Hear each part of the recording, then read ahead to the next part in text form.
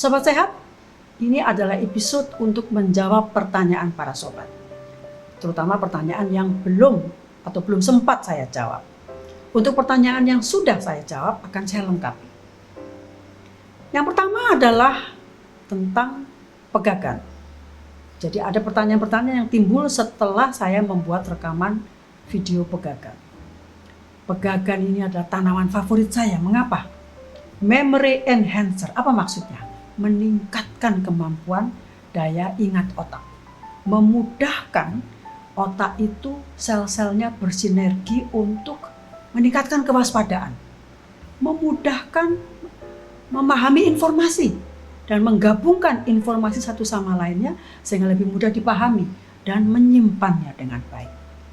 Pertanyaan yang timbul adalah apa saja jenis tanaman pegagan? Karena ditengarai banyak jenisnya. Pertanyaan yang sangat baik. Paling sedikit menurut saya yang saya ketahui ada 2 jenis tanaman pegagan bernama ilmiah sama, Centella asiatica. Jenis yang pertama adalah yang daunnya bulat bentuknya, tepinya bergelombang kecil, warnanya hijau gelap. Tulang daunnya bercabang-cabang tipis menuju ke tengah daun. Tangkai daunnya terdapat di bagian bawah dari pertengahan daun ini.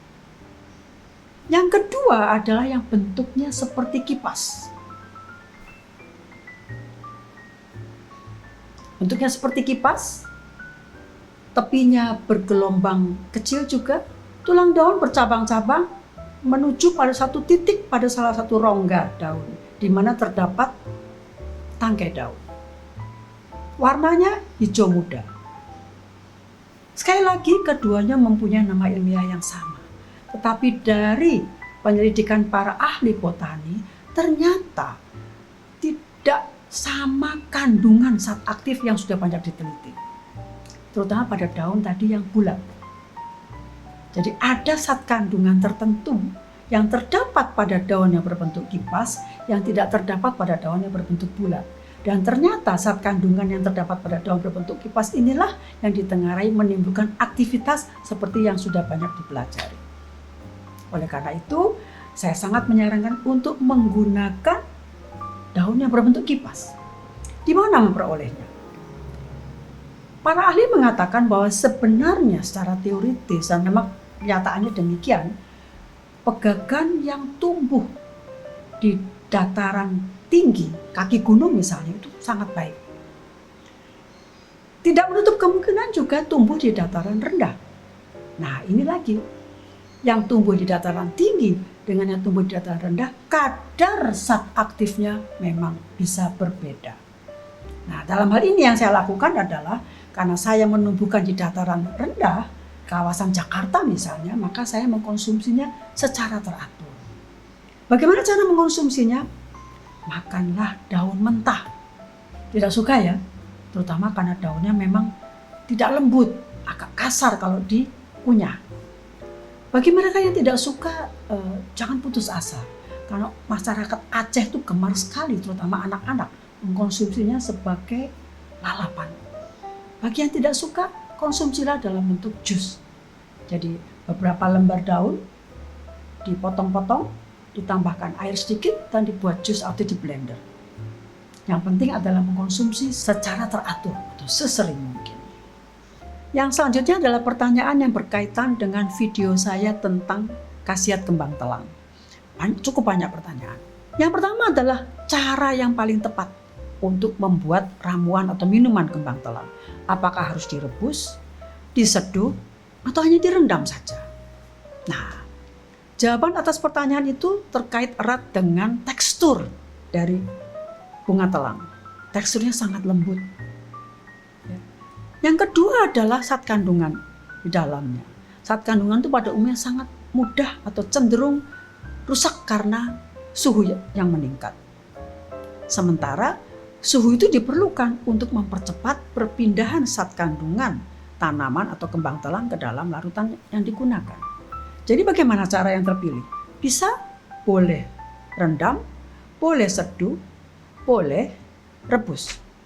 Kalau kita merendam, cukup dengan mencuci bersih, kemudian bahan itu direndam dalam air secukupnya, misalnya 2-3 kuntum bunga telang direndam dalam 300 ml air selama 2-3 jam dan selanjutnya langsung dikonsumsi. Untuk membuat seduhan, 3-4 kuntum bunga dicuci bersih, kemudian ditambahkan air 400 ml air yang mendidih atau air panas, ditutup selama 10-15 menit dan dikonsumsi dalam keadaan hangat tanpa penambahan apapun, gula maupun madu. Apabila ingin merebus, silahkan merebus. Masukkan kuntum bunga yang sudah dicuci dalam panci stainless steel, tambahkan air 400-500 ml, direbus dengan api yang sangat kecil hingga mendidih. Dengan api yang sangat kecil ini kita berharap bahwa kerusakan zat kandungan yang terkandung di dalamnya itu dapat diminimalkan. Setelah mendidih, saring, diamkan hangat, dan baru kita konsumsi dalam keadaan hangat secara teratur. Pertanyaan selanjutnya adalah apakah efek atau khasiat antioksidan bunga telang itu juga dapat terlihat melalui pemakaian pada kulit? Pertanyaan yang menarik, karena ada sebuah studi yang dilakukan untuk mengamati penggunaan produk masker yang dibuat dari bunga telang yang hasilnya menunjukkan bahwa selain bisa mengatasi kemerahan dan keradangan pada kulit wajah, ternyata bisa mengembalikan kelembapan kulit dan bekerja sebagai pemutih atau whitening agent. Jadi saya bisa katakan ya prospeknya baik untuk produk kosmetik walaupun penelitian masih harus berlanjut. Ada pertanyaan menarik tentang apakah putik bunga telang itu beracun. Nah, saya tidak menemukan jawaban atas pertanyaan ini. Tapi yang saya ketahui adalah putik dan benang sari adalah bagian dari bunga yang berperan untuk perkembangbiakan.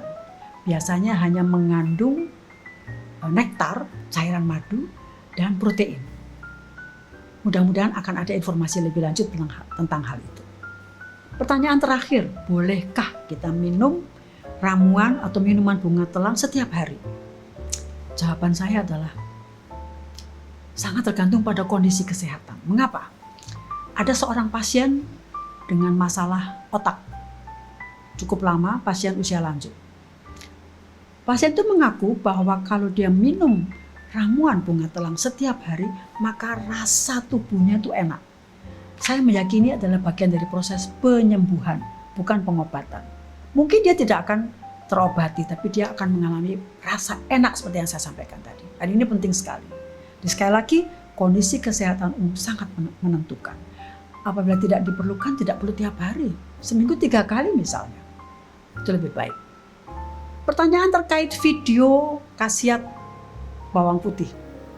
Apakah mereka yang mengalami sakit asam lambung atau gangguan asam lambung bisa mengkonsumsi bawang putih?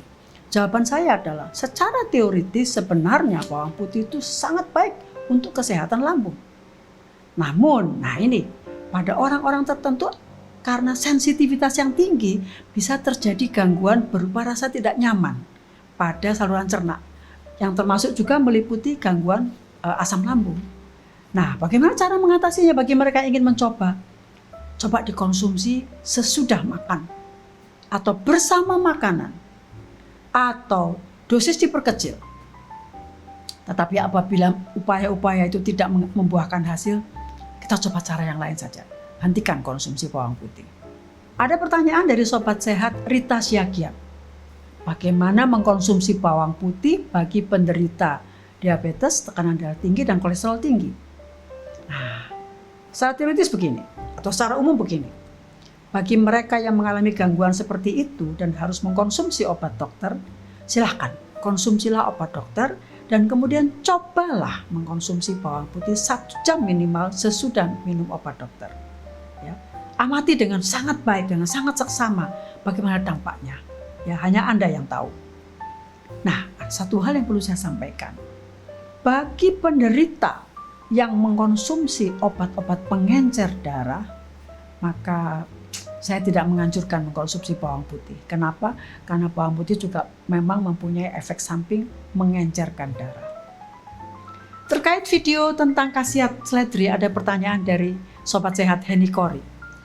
bolehkah minum seledri tiap hari atau seminggu sekali? Nah, saya harus mengatakan begini. Seledri itu sangat kaya kandungan yang sangat bagus untuk kesehatan ginjal. Ada serat, mineral yang bagus sekali untuk membantu sebagai diuretika, memperlancar pengeluaran air seni, dan otomatis menurunkan tekanan darah karena dia bisa melebarkan pembuluh darah. Namun satu hal yang pasti, sensitivitas, sekali lagi, sensitivitas tiap orang ternyata berbeda. Ada orang yang begitu minum ramuan atau rebusan seledri, tekanan darahnya drop sangat jauh, sangat banyak. Nah, itu yang harus diamati. Bagi mereka yang sangat sensitif, ya tidak tiap hari sebaiknya. Diatur sendiri sesuai kebutuhan, hanya kita yang tahu. Tapi bahwa minuman rebusan seledri sehat pasti. Terkait pertanyaan tentang manfaat kunyit asam pada video.